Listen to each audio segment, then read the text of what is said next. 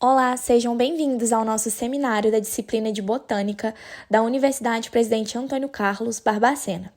Essa produção ela foi realizada pelas discentes do curso de farmácia do terceiro período, sendo elas Ana Flávia, Ana Inês, Andressa, Fabiola e Yasmin, e orientadas pelo professor João Vitor. Neste vídeo, teremos como objetivo abordar um tema essencial, os anexos vegetais. No decorrer dele, entenderemos o que são, como se formam e qual a importância desses anexos para as plantas, o que vai permitir com que a gente se aprofunde ainda mais no reino vegetal. Aconselho ficar com a gente para descobrir como esses elementos contribuíram para a sobrevivência e adaptação das espécies vegetais. Será uma jornada incrível e de muito aprendizado. Para darmos início a alguns tipos de anexos epidérmicos tão importantes para os vegetais, vamos ao seguinte questionamento. Você já parou para pensar como as plantas conseguem respirar e se manterem hidratadas? Hoje vamos explorar um dos segredos mais fascinantes do reino vegetal, os estômatos, que são pequenas estruturas consideradas como porta de entrada e saída para as plantas, permitindo que a troca de gases aconteça, muito importante, por exemplo, na fotossíntese e na regulação da transpiração. Imagine-os como guardiões das folhas, controlando quem entra e quem sai para garantir o equilíbrio desse vegetal. Essas estruturas são formadas por um ostíolo, uma abertura central, onde as moléculas vão entrar e sair das plantas, permitindo a sua comunicação com a atmosfera. Além disso, é formado também por duas células guardas, que possuem esse nome justamente porque elas estão ali envolvendo o ostíolo e são responsáveis por controlar essa abertura. Mais externamente estão as células subsidiárias, que auxiliam as células guardas nas suas funções. Os estômatos atuam respondendo a sinais do ambiente, como a intensidade da luz, a disponibilidade de água e a concentração de íons potássios. Em condições ideais, os íons potássios são bombardeados para as células guardas, promovendo a entrada de água, que fará com que aquelas células sofram turgidez, e isso ocasionará a abertura dos estômatos. Em situações de estresse, a redução na disponibilidade de íons potássios leva ao fechamento dos estômatos para evitar essa perda de água e, consequentemente, evitar a desidratação. Entre as plantas que possuem estômatos, destacam-se, por exemplo, o arroz, o milho, as gramíneas e muitas plantas ornamentais, como rosas e girassóis. Os estômatos são verdadeiros mestres da adaptação, garantindo que as plantas respirem e se hidratem mesmo nos ambientes mais desafiadores. Para completar o nosso conhecimento sobre a transpiração vegetal, destacaremos também os hidatódios, um tipo de estômato modificado. Os hidatódios são estruturas especializadas em plantas que permitem a liberação de água e sais minerais na forma de pequenas gotas, um processo conhecido como gutação, que é ao contrário dos estômatos, que por sua vez liberam água no estado gasoso. Localizado nas margens ou nas pontas das folhas, eles são constituídos por células epidérmicas modificadas, que estão conectadas a um tipo de sistema vascular, o xilema, e pelo poro hidatodial, onde será liberada a água em excesso. A gutação ocorre quando a pressão radicular empurra a água para fora em condições de alta umidade e baixa transpiração, principalmente à noite. Alguns exemplos de plantas com hidatódios destacam-se morangos e gramíneas. Os hidatódios eles ajudam a regular o equilíbrio hídrico da planta, a excretar excesso de sais minerais e evitar danos por excesso de água, um mecanismo extremamente adaptativo para as plantas que o possuem. Após entendermos a importância do estômatos, é interessante observar que a epiderme das plantas também apresentam outras estruturas especializadas que desempenham funções igualmente importantes para a adaptação e sobrevivência vegetal. Entre essas estruturas, os tricomas merecem destaque. São aqueles pelinhos que vimos na superfície das plantas e que têm várias funções importantes. Vamos conhecer mais sobre esses anexos. Primeiro, temos os tricomas tectores. Eles são formados por uma ou mais células e podem ser simples ou ramificados. Funcionam como uma barreira física, impedindo insetos de danificar a planta.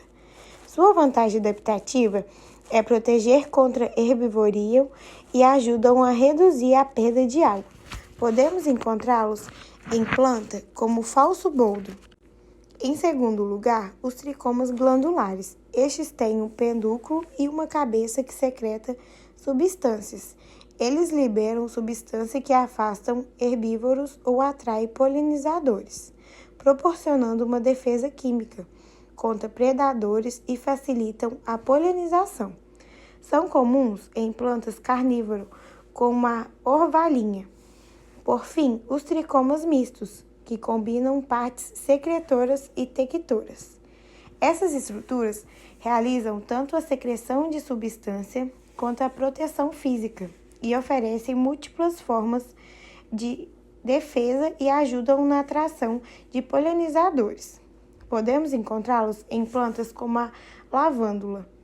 Além dessas funções, os tricomas também ajudam a refletir a luz solar e a minimizar a perda de água, o que é crucial para as plantas em ambiente seco.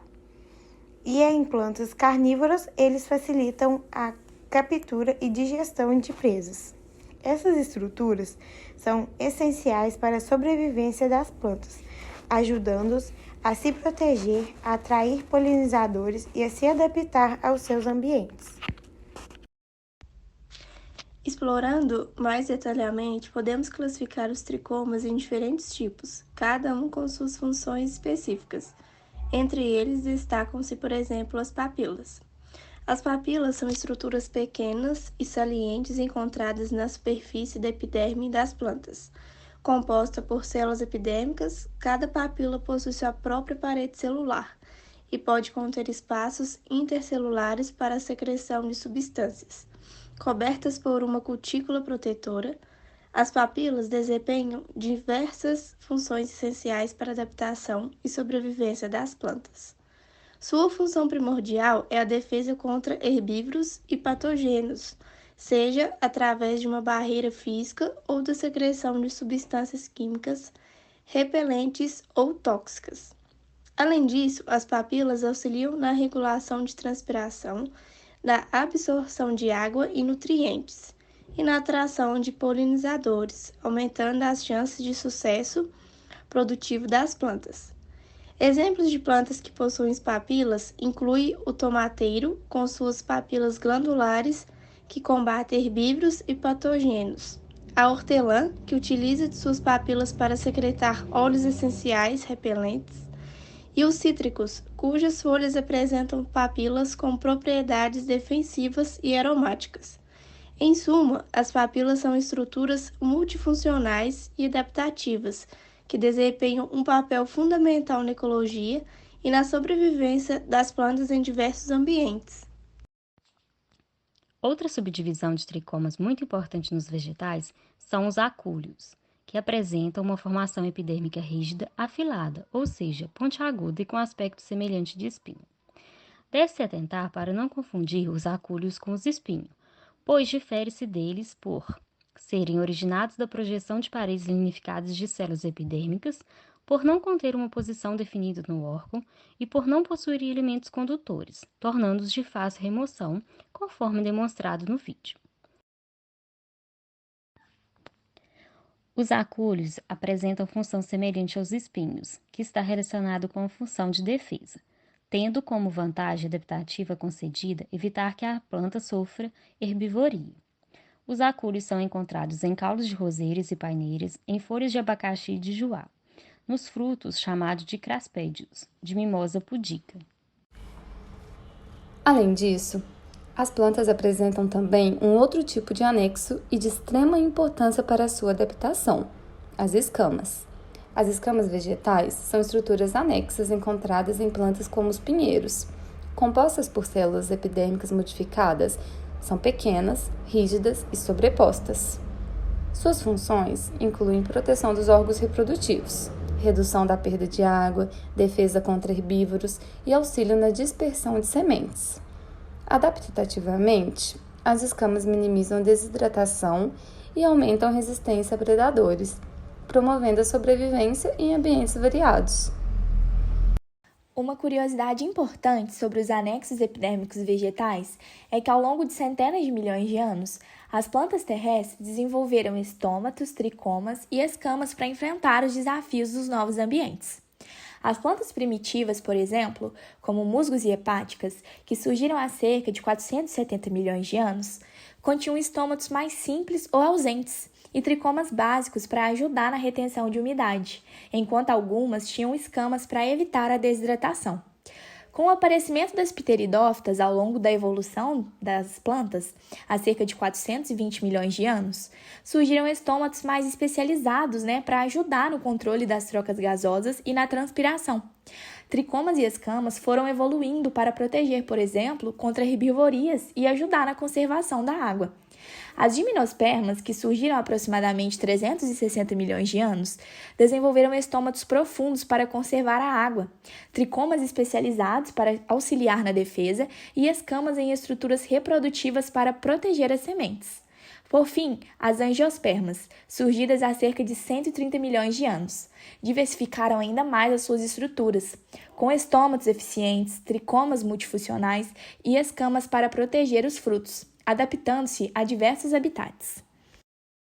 Essas adaptações em estômatos, tricomas e escamas foram fundamentais para a colonização bem-sucedida de diversos habitats terrestres e para a contínua diversificação e expansão das plantas ao longo da história geológica da Terra, fato que comprova ainda mais como os anexos epidérmicos vegetais foram importantes para o desenvolvimento da planta ao longo de toda a história.